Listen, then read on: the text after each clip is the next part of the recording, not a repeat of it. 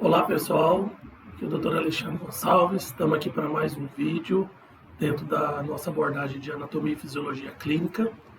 E nesse vídeo nós vamos fazer uma abordagem específica sobre a fisiologia do sistema respiratório, em específico sobre os processos ventilatórios, né? Sobre a ventilação pulmonar.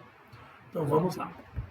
Bom, primeiro que os processos envolvidos na respiração nós podemos definir ele como quatro: a ventilação pulmonar, a difusão pulmonar, o transporte de O2 e CO2 pelo sangue e a troca gasosa capilar periférica, ou seja, nos tecidos. Neste vídeo vamos ficar com esse primeiro processo e vídeos futuros falaremos dos demais. Então veja, o que a gente entende por ventilação pulmonar? Como essa imagem aí mostra, ó, que está destacado em rosa, né, vermelho, rosa, ventilação pulmonar nada mais é do que o ato de você colocar o ar circulante nas vias aéreas até o pulmão.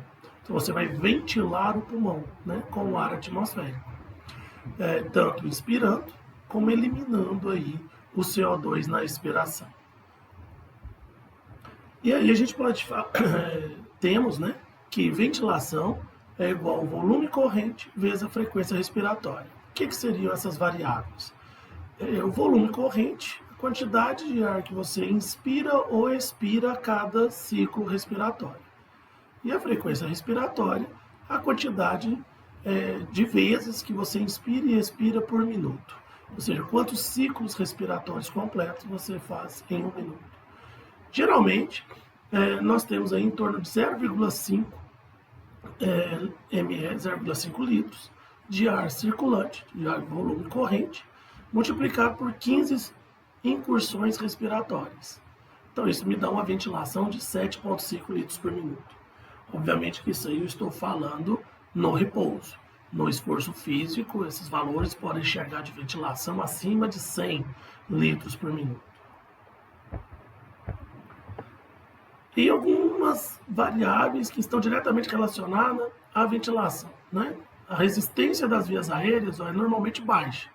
Porém, estímulos nervosos, fatores químicos podem mudar o diâmetro dos bronquíolos, alterando a resistência e o fluxo de ar.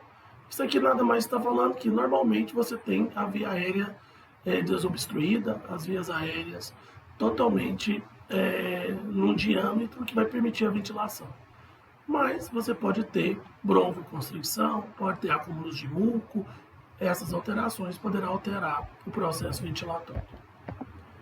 A distensibilidade pulmonar é normalmente alta, né, devido ao seu componente elástico do tecido pulmonar, e a habilidade surfactante reduzir a tensão superficial do líquido alveolar, ou seja, o surfactante, produzido aí pelas células pneumócitos tipo 2, que normalmente começa a ser produzido a partir do 7º mês de gestação.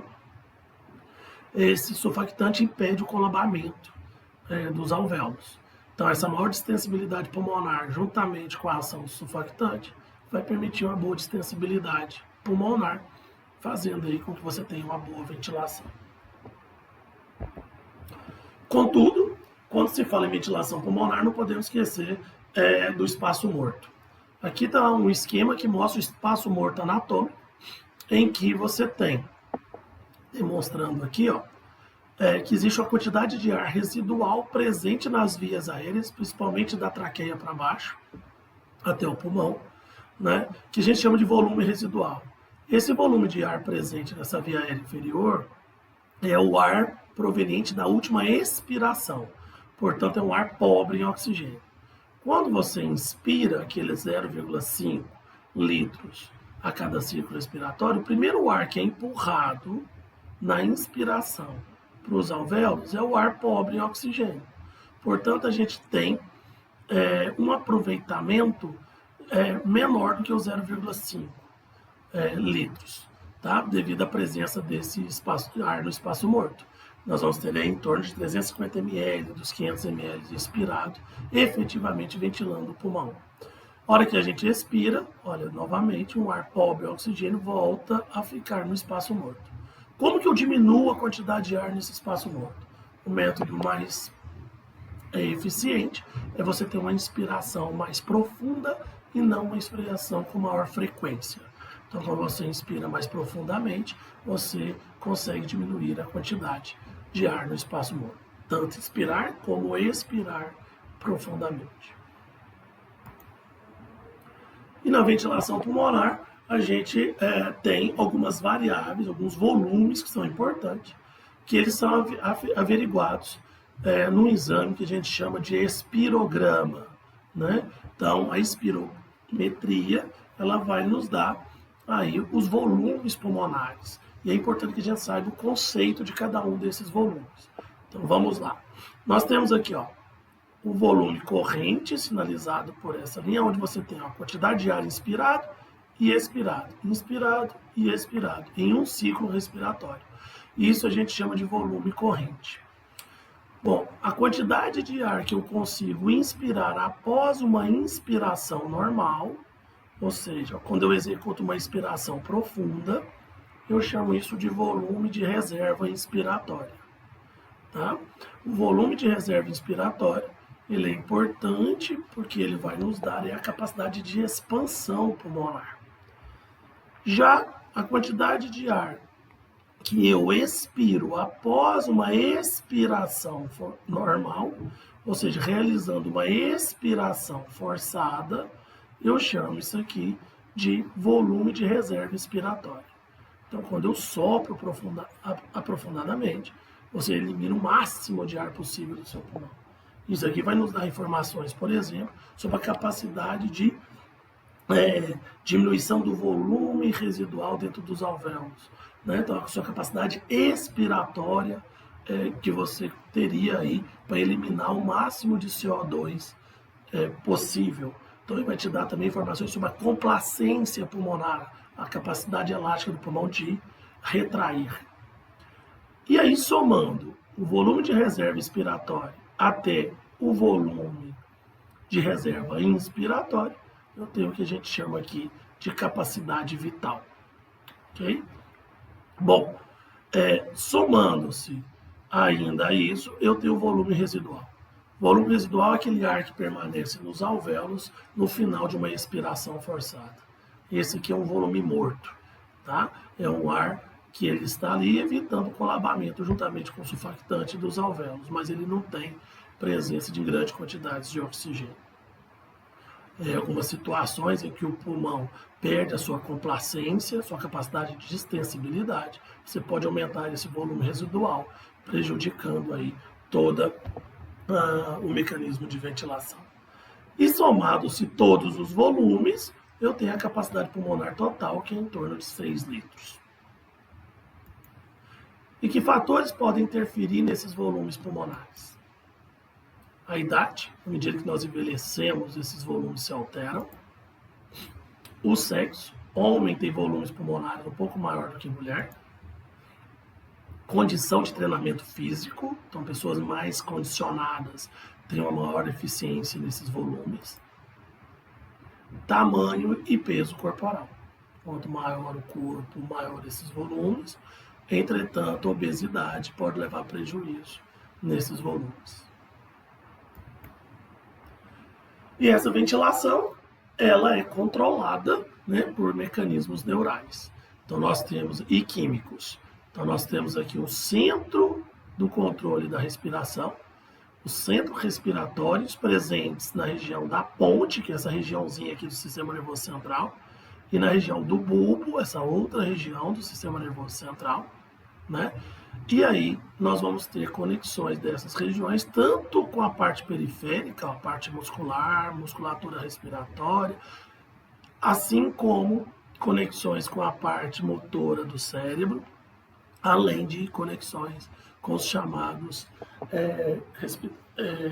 quimiorreceptores periféricos e centrais, né, que vão identificar alterações de pressão de O2, pressão de CO2, de pH, e encaminhar os centros respiratórios. Então vamos lá ver como que isso funciona. Então veja, quadros de emoções, alteração das suas emoções, como quadros de ansiedade, agitação, né, e outras emoções, vão interferir na ventilação, assim como a sua motricidade.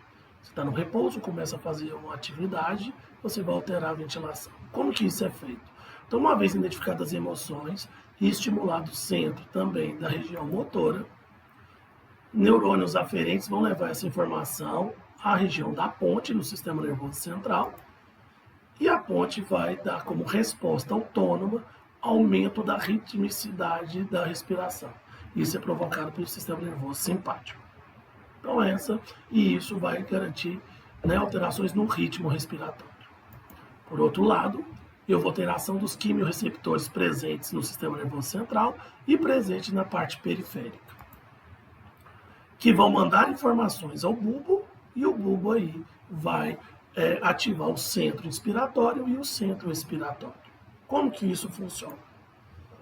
Bom, na região central, nós temos quimiorreceptores para alteração de pressão de CO2, principalmente. Então, quando identificada a alteração, aumento da pressão de CO2, estimula-se os quimiorreceptores centrais, que irá estimular o bulbo, e isso irá aumentar a ventilação. Por outro lado, nos quimiorreceptores periféricos, localizados lá na aorta e na carótida, principalmente, nós vamos ter aqui receptores que vão identificar alteração de PCO2, de pressão de CO2, e isso, aumentando a pressão de CO2, aumenta a ventilação. Alteração de pH, diminuindo o pH, deixando o pH mais ácido, aumenta-se a ventilação. E alteração de O2. Em caso você estiver em algum ambiente que está faltando oxigênio, a pressão de oxigênio estiver baixa, isso irá alterar a sua ventilação. Tudo isso é mandado ao bulbo, e o bulbo vai estimular os seus núcleos dorsais, né? Ou seja, núcleos posteriores, que irá aumentar a inspiração, e os núcleos anteriores, que irá aumentar a expiração. Além disso, nós temos receptores de estiramento pulmonar. Então aqui, o que acontece? Quando o pulmão começa a ter muito estiramento, ocorre uma inibição dos núcleos dorsais da inspiração, para que você volte a ter o controle ventilatório, evitando aí uma hiperventilação desnecessária. Então tudo isso vai influenciar nesse mecanismo ventilatório. E aqui nos mostra como o nosso organismo é sensível a alterações de CO2. Veja, quando eu tenho pequenas alterações na concentração de CO2, não precisa de muita alteração, você já tem um quadro hiperventilatório, né? Quando eu tenho uma alteração na pressão de oxigênio, que ela cai, eu começo a ter alteração da ventilação. Mas veja, preciso atingir pelo menos uma oximetria aí, em torno de 80 milímetros de Hg, para isso corresponder ao processo hiperventilatório. E quando o meu pH cai, né, abaixo de 7,4, eu também já tenho mecanismos compensatórios dessa acidose, aumentando a ventilação para eliminar CO2 e água, e aí tentar controlar uma acidose metabólica. Espero que tenham gostado. Por enquanto, é isso. Até o próximo vídeo.